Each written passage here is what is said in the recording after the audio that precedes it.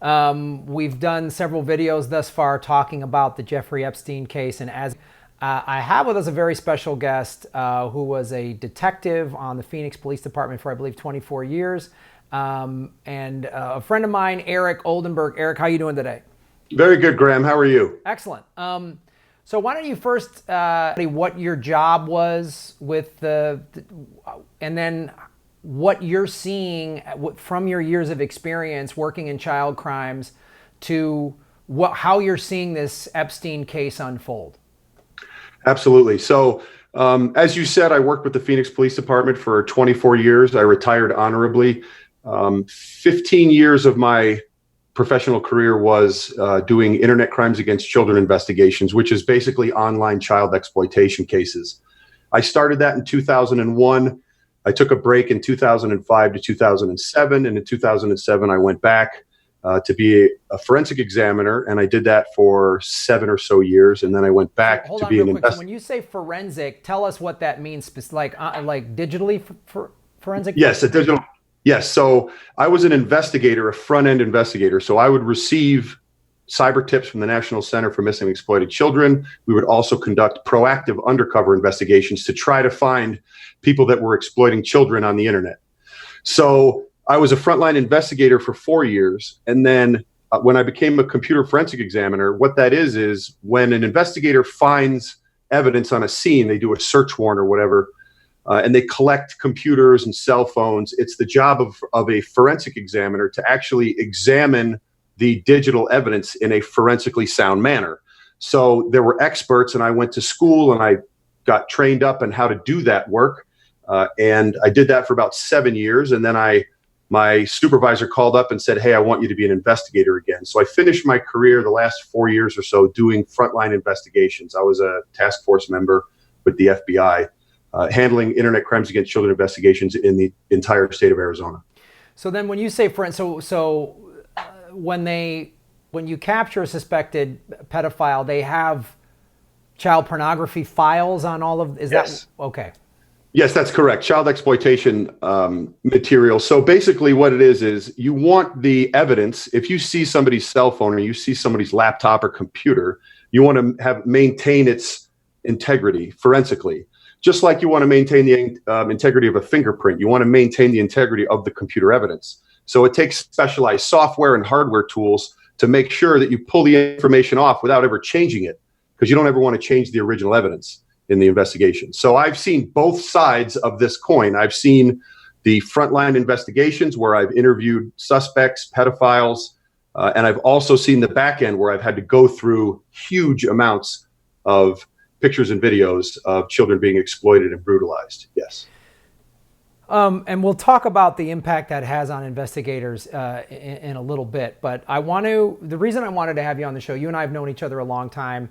And I remember I was in Phoenix doing shows shortly thereafter the Sandusky case, when that got revealed. Yeah. And you said to me, "Graham, you have no idea. These rings," you said Sandusky was probably getting kids for alumni. And well, sorry, go ahead. And that was just your professional guess or theory based on, you obviously weren't working on that case, but what you've seen in the past. So as we're seeing this, I did a video about Jeffrey Epstein's, his black book they found. I mean, they've talked about he had some of his homes wired with video, and so he, because he obviously, these very powerful people are, he was getting kids for them. And I'm like, well, I believe the powerful are going to try to have him killed before he reveals any information. That's just my personal opinion. But as you watch this case unfold in your experience, what do you see happening or transpiring, or the involvement of people? How are you looking at this as somebody that was a professional that worked in these crimes? Right. So I will say this. I will say, in my experience, I have seen pedophiles in all socioeconomic levels, all socioeconomic circles, from the poorest of the poor, homeless people, in fact, all the way up to, we've done search warrants in multimillionaires' houses, 7, 8, 10,000 square foot houses expensive cars in the driveway, and we're taking somebody to jail who lives there. So I will say that in my experience, because I know it's all walks of life, I would say it doesn't surprise me. But as far as the Epstein point, I do know that, and I do believe that people with means are able to protect themselves better, as we've seen in all the news reports. But from my perspective, I think that because I've seen so many people doing this, once you've established a group of people that are okay with what you do, right? Pedophilia, as I've seen in my career, and I will say this right now, I'm not a clinician, I'm not a doctor, I'm not a psychologist, I have no degrees. All I have is experience in interviewing over 100 people in the span of my career, at least 100 people. So what I will say is that they have this secret. You have a secret, right? And it's a secret that other people may be interested in too, but it's a very volatile secret. You got to be very careful who you tell. But once you tell somebody and they acknowledge to you that they're into that as well, or yes, that interests them, now you've created this circle. And there's dark web chat rooms, there's online forums where actual people who want to brutalize children get together and talk to each other. So I would imagine, and I can't say for certain because I'm not a part of this investigation, I'm only reading what I see in the media, is that obviously someone of his means and his power has circles, and potentially those circles would be part of his world. I don't know who they are. I don't like to make accusations without evidence, but I will say that I know that once they establish a group that they're a part of that acknowledges and agrees with their activities, then they have that trust. And I know that rich, powerful people can manipulate situations and can benefit from the fact that they have all these powerful situations, or excuse me, all these powerful friends. Whether or not any of his people that he worked with were into children, I don't know. I can't say that. That when I read the news article about him being found in his jail cell, my suspicion was obviously raised because it didn't seem to make sense. Why? But I haven't seen the investigation, and I apologize, Graham, for years and years of being a police officer. It's hard for me to speculate on Sure. what I think has happened. But I will say that powerful people, rich people have means, and means that they can control situations. And it seems to me from what I've read that he was able to control the situations, but it was almost like it was to the point where he didn't care that anybody knew. And I read things in the news that said he had made comments of, or people that worked around him and made comments, oh yeah, they call it Pedophile Island. And it was almost like it was out in the open. Now, one of the things that I blame that for is we have very, very lenient laws when it comes to the brutalization of children in this world, in this country. Now, I work for a company now where I have the opportunity to teach around the world law enforcement who does this specific crime, who handles crimes against children being brutalized on the internet. And all across the world, they're facing the same problem. The sentencing is so lenient for people exploiting children that it creates this issue where you have society not taking it as seriously as I personally believe it should be. And part of that is the nomenclature that we use, the terminology that we use, child pornography, which seems like exactly what you would call it. But if you think about it for a second, pornography, the word pornography, or when you hear porn, you think of an adult industry that's thriving, and people who are in pornographic movies and pictures are willing participants. The children are not willing participants in any of this. They are being manipulated, groomed, brutalized, and raped. So to call it pornography elicits this thought in people that hear it, that it's not infants and toddlers and babies being brutalized and hurt. And it's words matter, in my opinion. And I think that we need to change the terminology pornography and stop using that when it relates to children. If you had a child who had cancer, I would never say, oh, Graham, he's got kitty cancer. but people say kiddie porn all the time, a term I can't stand. It minimizes what we're talking about. And society needs to understand, because when you talk to someone, a normal citizen who does not do what I do, has not been exposed to what I've been exposed to, and my colleagues have been exposed to, they hear child pornography, they think it's this term of, they picture 17-year-old girls in pigtails and schoolgirl outfits on these barely legal websites. But I'm here to tell you, it's babies and toddlers and infants being brutalized. And one of the things I saw in the Epstein's article is they found lots and lots of pictures. And I guarantee you those photographs are child exploitation. But once the media finds out what they are, once the media finds out and they see them, they're going to use terms like child pornography, kiddie porn. I've seen it before, and it drives me insane, because think about this. I was a vice detective for 2 years. From 1999 to 2001, I worked vice enforcement. And I went out every day. We picked up prostitutes. We went and did massage parlors. We did all that stuff. And it was just day in and day out, and nobody cared. It was kind of one of those necessary evil jobs. But then they started conflating it with human trafficking, right? Now human trafficking, now our vice enforcement units work human trafficking. And just the changing of the terminology has brought countless money and funding to fight this problem. And I believe changing the federal law, Graham, the federal code for exploitation of children uses the term child pornography. And I disagree with that for many years. And you won't hear me use that word unless I'm describing this exact situation. I use child exploitation, child sexual abuse, because that's what it is. And the images embolden the activity. So I will tell you, I don't have that much experience doing hands-on offense. I've had cases that led to they're actually hands-on with a child. But as far as a hands-on offense, constant what he was doing, because it seemed like he was trafficking these young women, it's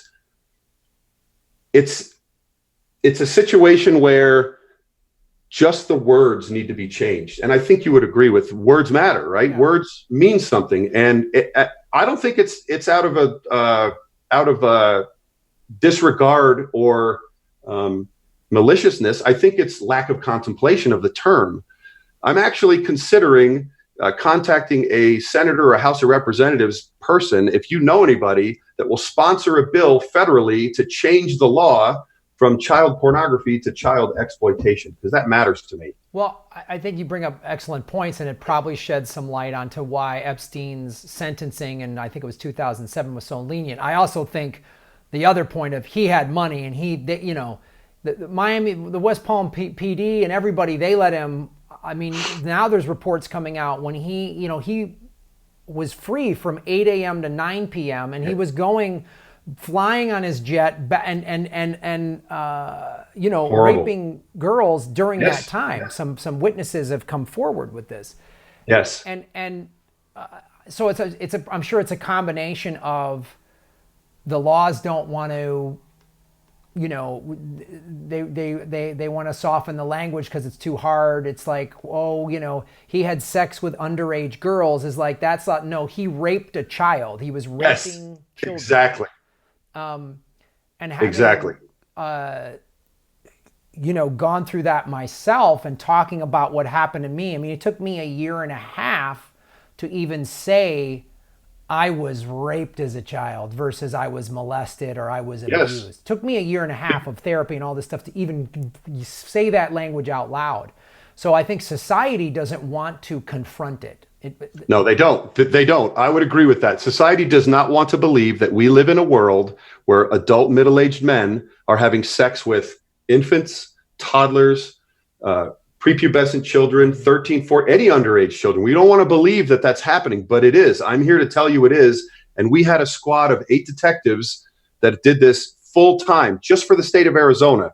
There's 61 task forces around the country, the ICAC, Internet Crimes Against Children Task Force, that just fight this problem, the online exploitation of children. And part of the problem is, I will tell you this, I live in the state of Arizona. In the state of Arizona, if you're caught with one image of child exploitation material, that's a presumptive sentence of 17 years in prison. So in Arizona, we take it extremely seriously. But I travel to different states, and I've traveled to several different countries now, training law enforcement. And there are states in our country where if you're caught with thousands of images of children being exploited, brutalized, and raped, you're looking at probation. Wow. That's it.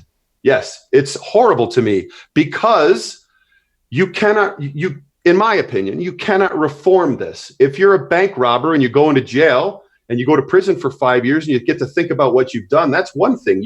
You've made a choice to have that behavior.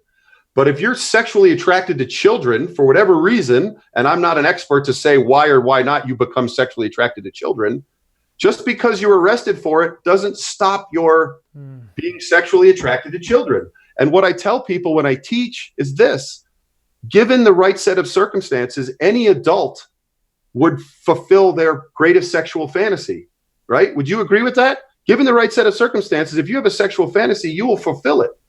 Well, so will a pedophile. That's the problem. Their greatest sexual fantasy, because people say, oh, it's just pictures. It's just, and there's states that there's judges that have come out and said it's just pictures. Of course, it's not just pictures of their children, but it's just pictures, right? If it was pictures of their children, maybe they would take the law a little more seriously. And one of the things I've said for years, you can ask anybody I work with, is that what it's going to take for this country to take child exploitation seriously is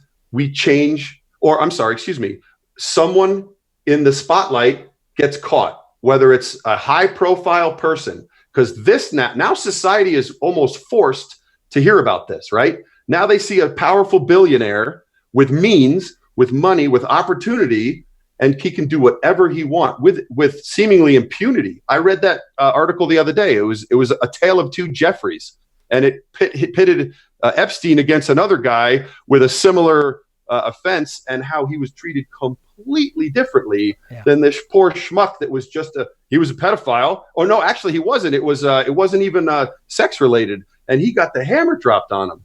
And Epstein is rolling around doing whatever. I could not believe that they let this man out.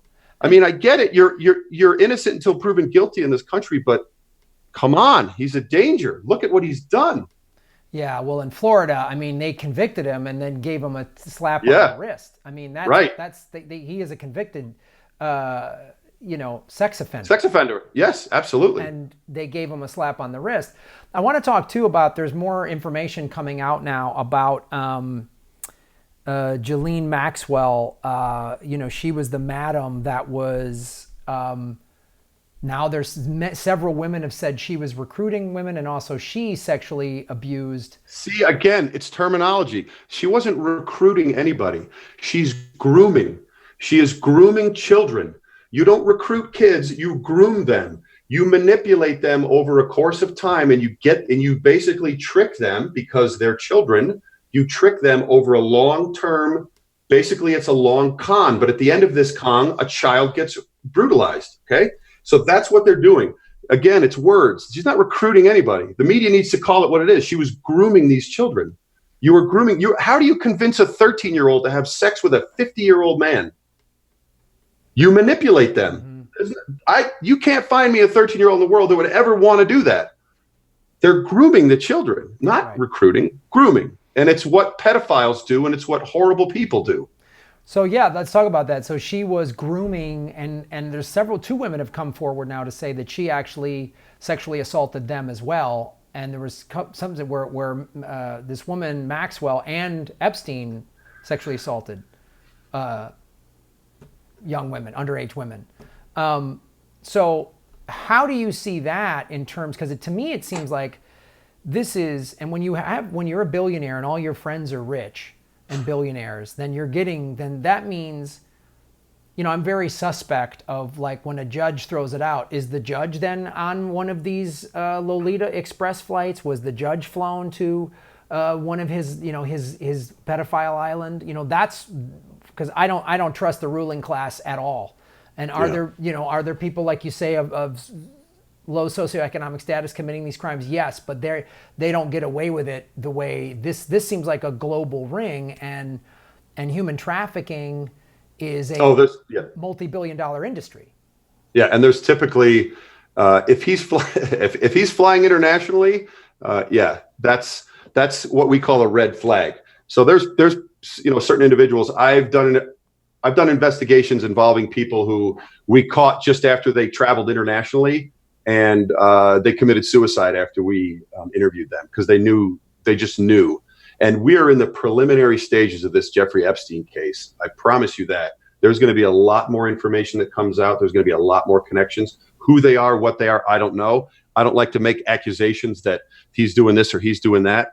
But I will say, if you're flying on a plane and the joke is that it's the Lolita Express and everyone's making, light of it, then you are emboldened because you're out in the open. I mean, think of how he feels. I can do no wrong. I'm literally getting on an airplane with children and just me that people around me know I'm going to be having sex with. And what do? They stick their head in the sand. So right? They don't.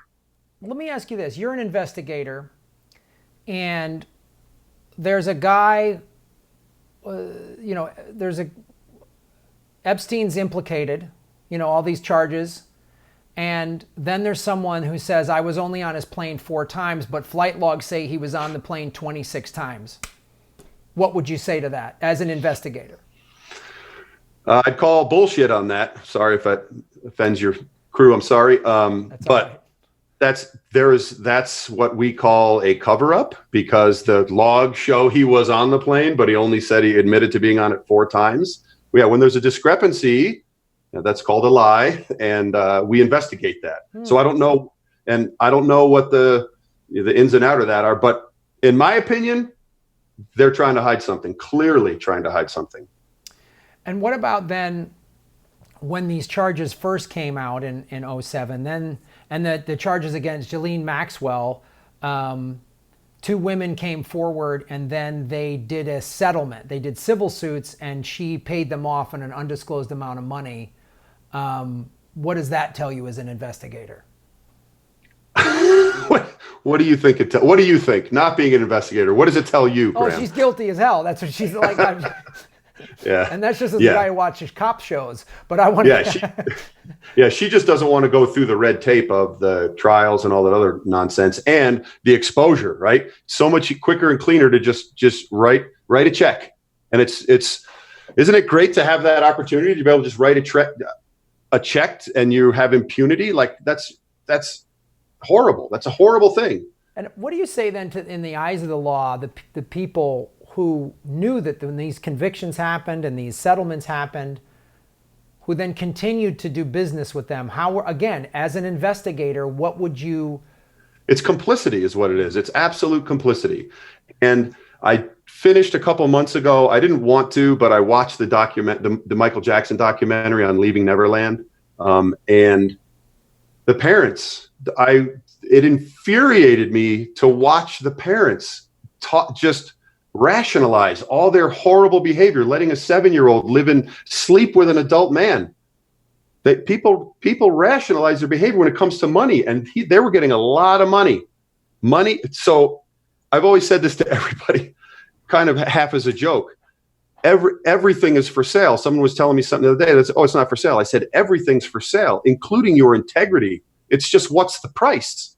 Some people it's $150,000. Some people it's $50 million. Some people it's 500 million, but everybody has a price. These people, that's their price. They come up, this is my price to be complicit in this horror. But again, it gets back to these people are thinking, I would think the people on the cursor on the outside of Jeffrey Epstein. So the people that, trim the hedges at his house and things like that see the activity, and they're just not sure what to do or what's going on. I understand their reluctance to come forward, but my God, if you're on the plane with a guy, or you're the pilot and he's getting on with 12 children or 5 or 1 child that's 13 dressed up like however, and it's inappropriate, then shame on you for not coming forward and saying something. Absolutely shame on you. These are children. These are our most vulnerable population. Our duty as adults is to protect them. It's to protect them. And how are you protecting them when you're letting them get on a plane with somebody who is a registered sex offender? And that was public. People know about Jeffrey Epstein. You're going to tell me the people that worked on his plane, that cut his grass, that did all that, everybody who worked for him, you're going to tell me that they had no idea he was a registered sex offender? I don't believe that for a second. Everybody knows you're a registered sex offender. That's one of the stigmas of it, is everybody knows. You have to tell people. Right. But for people to not respond to that, how do you not make an anonymous complaint? Maybe anonymous complaints were made. I don't know. But all I know is that this man was above the law. The way he was treated initially, absolutely above the law. So there's some shenanigans going on there. You just have to give law enforcement time to let them dig into it, because it's government. We take a while. I get it. But let them get through the investigation and determine exactly what goes on. But I understand your reluctance to even agree with the investigators. I mean, it's like, how deep does this go? I mean, who knows? But I will say that from my perspective, immediately when I saw it, I have no doubt what's going on. My fear, my concern, my initial concern and fear is, are those children safeguarded? Have they identified every single one of them, and have they been safeguarded? I'm not just talking about the ones he was on the plane with, but the photographs that they're talking about finding in his safe and in his bedroom. Are all those children identified and safeguarded?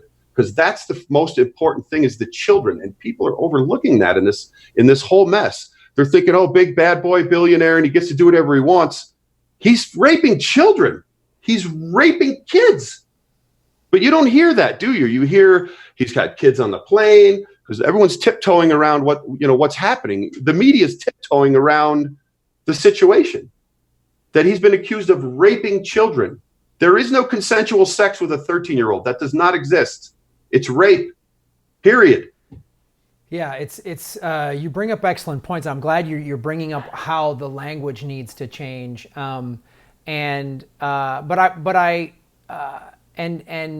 the network of, I guess we'll call them groomers now, not recruiters. Groomers. Yep. That so many, and I read a statistic that 45% of child traffickers are female. And I've arrested female pedophiles before. I have, but not I don't understand the psychology behind the trafficking. Now, I will tell you the case involving the female that I arrested. When I interviewed her, she told me that she put herself in the place of the children, of the little girls, because she had a physical attraction to her father, who left her when she was 7. So it was this complete psychological terror that this poor woman had to live it. I mean, her whole life, her father leaves her when she's little, and then for whatever reason, her psychology gets messed up, and she's watching this material and showing it to her boyfriend. So I don't know. I understand the psychology between of adult men, adult females. I don't understand. It makes no sense to me. And her story, the only story that makes sense to me is the one she told me, honestly. Like, I can't imagine. And it was the most, I don't know, it was crazy. But the point is that I'm not sure why women are complicit that way, because women get subjugated as well, and potentially they feel, physical threats. I don't know what would cause them to act that way, but that's just horrible. But I do know it is a common known psychology that oftentimes people who are offended on when they were children continue the cycle of abuse. It's one of the reasons I became a child crimes investigator, and I stayed doing child crimes. I wanted to be a homicide investigator for many, many years. That was my goal. I want to do homicide. That's the tip of the spear. How can you do something more noble? And then when I contemplated it, I thought to myself, wait a second. And then when I saw what was happening to these children and the cycle of abuse, and I was interviewing people who had been brutalized when they were children, and they were continuing the cycle, that crimes against children, in my mind, was more of a noble effort than homicide, because the child, if you murder somebody, they're dead, they're gone. And I have a son who was shot and killed. So I understand when you murder someone, you end their life forever. But when you abuse a child, they have to carry that shame and guilt with them their entire life. Mm-hmm. You know this. Mm-hmm. Shame and guilt. I mean, how old were you when you finally came to terms with it? You carried that your whole life, your whole adult life. You carried that with you, and that's a burden that nobody deserves. Mm-hmm. And again, it gets back to the leniency of the law, probation, they get a year because they just had pictures, they're just in possession. Like, it's almost like society is doing everything they can to minimize it, to just forget about it. But I mean, we do it. I mean, and getting back to the language thing, like I know through the own work that I've done, I know a lot of men that have been abused, and many of their abusers were women, and society a 30-year-old guy has sex with a 15-year-old woman, he's a rapist, it's awful. A 30-year-old woman has sex with a 15-year-old guy, and that guy's like, high five, you started early. Yeah. And I know a lot of guys that were like completely messed up as a result of that. When you're sexualized before you're supposed to be sexualized, your brain doesn't know how to process that, right? It doesn't know how to process it because it's not a natural act. It's not natural to have a adult male or adult female manipulate you into doing something that you don't even know what the hell's going on. Mm-hmm. That affects you psychologically. It does. It sticks with you, and and you get those flag post memories in your mind, right? That you have to deal with. I know detectives we've lost because of just viewing the videos and watching and seeing the pictures. Well, let's talk about that, because that's a thing you and I have talked about personally. Is as an investigator, you get exposed to it. The only way to investigate this is you have to look at these photos and videos. It's like you have to look at the evidence. Like, I'm sure a homicide detective, it affects them. They come on a crime scene and there's a cut up body or whatever, and it's like, that's got to affect you in the same way. Because you've talked to me about there's a high burnout rate with your type of investigation, and how do we, and I could see like a cop going, I don't want to get involved in that. It's too much for me. Because a part of me is like, do I want to do videos talking about Epstein? Is it going to be too much for me? And so, but right. It has to be, someone has to be doing this. So yes. Talk to us about the how the exposure can create, whatever PTSD or whatever it's labeled, and then how we can, because I know you're doing some work on how to minimize that now. Yes. So I actually after I retired, I work for a company now that produces software that's designed to get through large amounts of pictures and videos, specifically for child sex abuse investigators or child exploitation investigators. And I get to teach law enforcement how to do it all around the world. And one of the messages that I've asked my boss to allow me to relay to people is that this stuff is acid. It is acid for your brain. It's acid for your heart. It is unnatural. And I will tell you that I've had those homicide guys. I've had the tough guys that have seen the dead bodies. I run into them at the precinct. I haven't seen them in 3-4 years. And they say, hey, Eric, where are you at now? And I'll say, oh, I'm at Internet Crimes Against Children. Excuse me. And they'll say, man, I don't know how you do that. And this is a guy that just crawled out of a dumpster dealing with a body that's been cut up into several pieces. And he looks at me and says, I don't know how to deal with that. And I'll tell you why. Because it's the most unnatural thing for you to ever observe. It's horrible. I still can see right now in front of my face the very first image I ever saw of child exploitation. I can see it like it's on my computer screen. And that has stuck with me for my entire life. It was in 2001 when I saw that picture, not having any idea of what this does to you. There's vicarious trauma is what it's called. You mentioned PTSD. We have vicarious trauma, and that is we're traumatized by observing the trauma of the child that they're involved. We're basically watching the crime in progress, okay? If you've ever seen a video of a person getting their head decapitated and you feel like that's the most horrible thing ever, well, there's even more horrible stuff.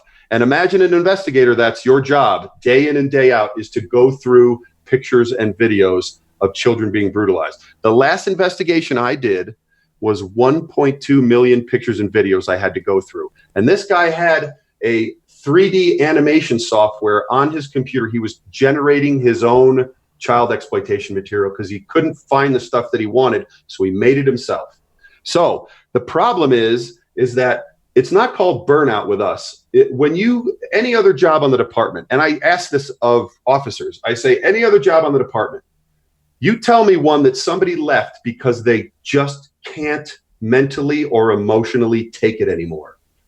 This is it. It's child crimes, homicide, Canines, you just get burned out. You just don't feel like doing it anymore. This stuff, but doing these crimes and being exposed to this material pushes us away. And what ends up happening is we have investigators that it takes you about 3 years from the time you start as a computer forensic examiner, because unfortunately they're the ones who get the brunt of having to look through this material.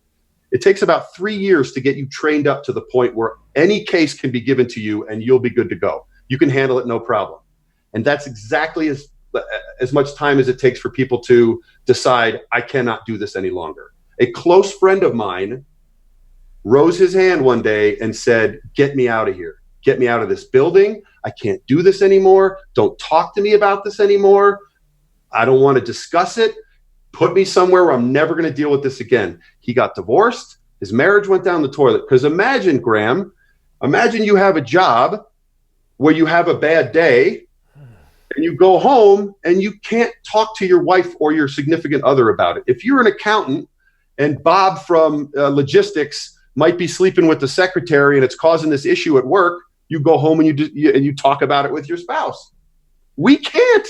I don't want to put that on my wife. I don't want to tell her that I just saw a 5-year-old being raped by a man in a clown mask. I don't want to tell her that. I don't want to put that on her so it's stuck on me. So my friend couldn't talk about it with his wife. When his wife asked what's wrong, how do you verbalize that? So their marriage went down. He lost his marriage and he had to go through counseling. I personally, on my own, took it upon myself to go to a counselor, and I still go to counseling because this stuff has messed me. I was on the phone with a female colleague I worked with for many years, and she was beside herself. She could hardly hold a job down because of what this has done to her.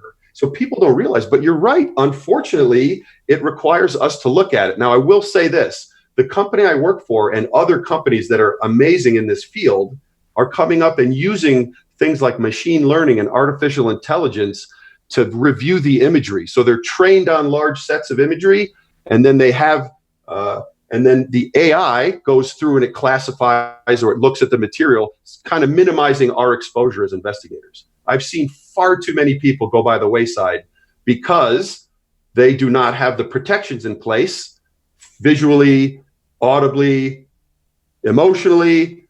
They don't have those protections in place when they're conducting these types of investigations. They just don't. And my company, or excuse me, the company I work for, they are leaders and they're pioneers in software that minimizes our exposure as investigators. So I'm a huge champion of that. I'm an evangelist because the two most important things in any child exploitation investigation, in my opinion, is the victims and the investigators. Graham, when you get on an airplane and they tell you if we lose cabin pressure, you got to put your oxygen mask on first before you put it on the children. If we're not taking care of our officers and our investigators mentally and emotionally and physically, we're going to lose them. And we're not just going to lose them to go off and do something else. It wrecks you mentally. We brought a mental health provider in to speak with our squad. I asked my boss to have a mental health professional come in and talk to us. And after he got done talking to us, you know what he said? This is his expertise. He said what he does is he debriefs people that come back from things like the Oklahoma City bombing and these horrible, tragic situations. And he debriefs them when they come home. And he looked at us and he said, I don't know what to do with you guys because every day you're going back to the bombing site. You're not home. You're not safe. You're constantly being exposed to this stuff. So I've been a huge proponent. Ask anybody who knows me. I'm a huge proponent of taking care of the investigators who are willing to do this. So your viewers should ask themselves, would you ever be willing to look at this type of material for a job day in and day out? That's what they're doing. So we have this precious resource of people that are willing to do the job, willing to expose themselves, knowing the trauma that they're going to occur, willing to do it, and technically savvy enough to learn how to do the investigations well, because it's a highly technical job. And we need to protect that asset. It's a very small subset of the population and law enforcement. So, go ahead. Sorry. No, go ahead. Oh, no. But like you said, too, police officers were the toughest nut to crack because we're all type A personalities. I can take this. I'm tough. This isn't hurting me. No problem. But I say it's the courageous investigator who raises their hand and says, this makes me sad, or this is hurting me. But the flip side of that is the departments need to acknowledge that this is causing additional trauma to these people, and they need to take care of them, right? A department would never, Graham, never, ever ask you to serve a search warrant ever without wearing your vest. It's mandatory. If you showed up without a vest, you wouldn't go in the warrant or you put one on. But agencies are asking you to look through all this material without putting any stopgaps in place, without putting any protections, software, time limits, mandatory rotations, mandatory mental health visits. I'm broken because of this work. I am a broken man. I work on my marriage daily because of the trauma that I've incurred doing these investigations. Mm-hmm. Graham, in 2003, I had been doing this for 2 years, and I got into internet crimes against children for the technical side. I was a computer geek. I had no idea what I was getting myself into. Right. Once I got into it and I realized, holy shit, this is the most important thing I could do as a law enforcement officer, I stayed with it. But in 2003, a patch of hair on my neck stopped growing. It just about the size of a golf ball right here, right?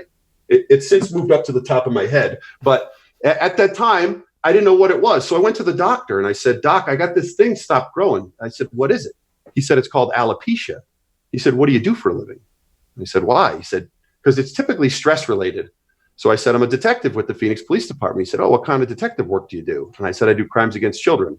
And he almost looked at me like you're an investigator. You couldn't put two and two together here. But because of that, Graham, because I was the big tough, I'm a tough cop, blah, blah, blah. Because of that, it forced me to introspect. It forced me to look at my behavior. My marriage has been going down the toilet. I've been fighting with my wife and kids, coming home angry all the time. And it forced me to take a look at myself. And luckily, I was able to pull out of it. I've been with my wife since 1996. Wonderful woman. I got a great family. But it takes a lot of work and a lot of mitigation techniques to get through it. Mm-hmm. But I realized then it made me look. And then I took a mental health break for 2 years. And then I became a champion for mental health investigators. Because let me ask your viewers this. If you want these crimes investigated, if you want people like Jeffrey Epstein investigated and held to the standard that they need to be held to, you need to start with you have your investigators taken care of. Take care of the people that are doing the job, doing the work for you. That's what's the most important. The people on the front line protecting children. If they're not healthy, how are they going to do a healthy investigation? Right. Well, Eric, I really appreciate you not only shedding light on,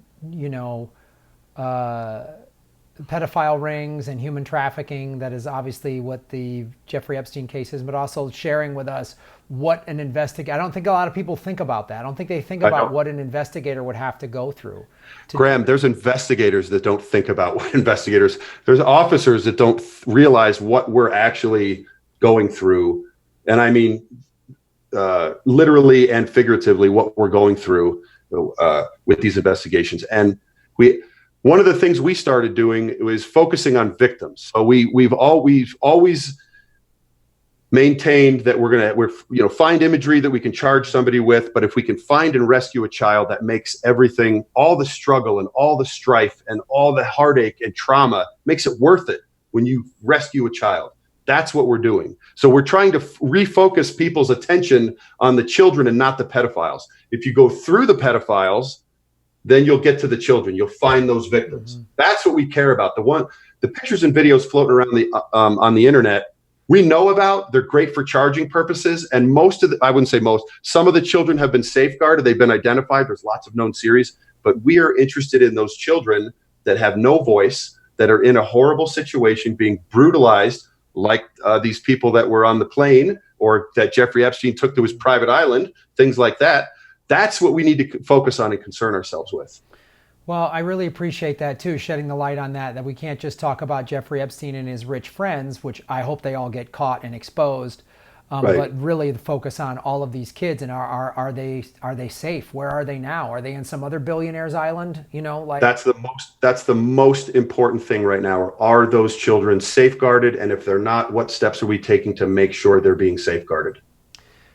Well, Eric, thank you so much. And are there any resources that you could give for people who maybe they think they're seeing some trafficking happen, or need more information, or websites or anything like that? Yeah, so the website, there's two that I would recommend. There's NCMEC, the National Center for Missing and Exploited Children, ncmec.org, and that's where you can go to fill out a complaint of anything related to missing. It's missing and exploited children, but people skip over exploited. They hear missing, so it's a resource for whether the children are missing or exploited. And there's a very good chance if they're missing, they're being exploited. Right. So ncmec.org. You can go there. There's an online form that you can fill out any information you want. If there's a website you go to, there's a pop-up that you're like, you're surfing porn, and all of a sudden something pops up and it doesn't look right. That, you should report that online. And what NCMEC does is they're a clearinghouse. There's NCMEC, and then there's ICMEC, which is the international variant. But in America, what it is let's say you're on the internet and you happen to see an image that you believe is child exploitation. You have no idea where it came from. It's some pop-up and it's some link or URL that you have no idea what it is. You can go on to ncmec.org and you can put in a report, and they're a clearinghouse. So you don't know where it's coming from. NCMEC has an amazing analyst that will take that information that you gave them, and they will find out the preliminary location of where that may be starting from or where it may be occurring, and they will send out that lead to that location. So ncmec.org is your first one. Thorn is another one as well. They're an organization that is they're an NGO that works with human trafficking and law enforcement agencies that deal with human trafficking, because it's a huge problem. And I am so grateful that it's now human trafficking is what you hear, because when's the last time you heard prostitution? You hear human trafficking, right? And because that's what it is. So it's fantastic that that's the wording that's being used now. So, but yes, Thorn and NCMEC, National Center for Missing and Exploited Children. Okay, Eric, thank you so much. And to all of our viewers, thank you for coming to my show. Like, subscribe, share these videos. There's great ways to support what I'm doing at Patreon and Rockfin. Those links are in the show notes below, so that I can do the whole point of me doing Political Vigilante is so that I can have interviews and conversations like this, because as we talked about, the mainstream media is covering the Epstein case, but they're still like sanitizing it or not using the language. And so that's what this show is all about. So I appreciate everybody watching the show. And thank you, Eric, so much. Graham, can I just say one thank you Sure. real quick? I just want to thank all my brothers and sisters in law enforcement, and specifically the ones that are doing child exploitation investigations. I know what it's like to do your job. I've been broken because of it, and I'm not ashamed to admit it. But that was years ago, and I will say law enforcement has made amazing strides in coming up with ideas to protect their investigators. Things have changed since 2001, but we're still not quite where we need to be. But I just want to thank everybody in law enforcement who does crimes against children for being willing to expose yourself to this type of behavior and this type of material, because I know what it does to you. And thank you. And don't be afraid to ask for help. If there's anybody out there that is exposed to this, that's an investigator, ask for help. The most courageous thing you can do is to ask for help. Holding it inside just implodes, and that's no good. I couldn't agree more. So thank you very much for having me, Grant. I really appreciate it. Cool. Thanks for watching, everybody. And like and share and subscribe the videos and all that. Thank you so much.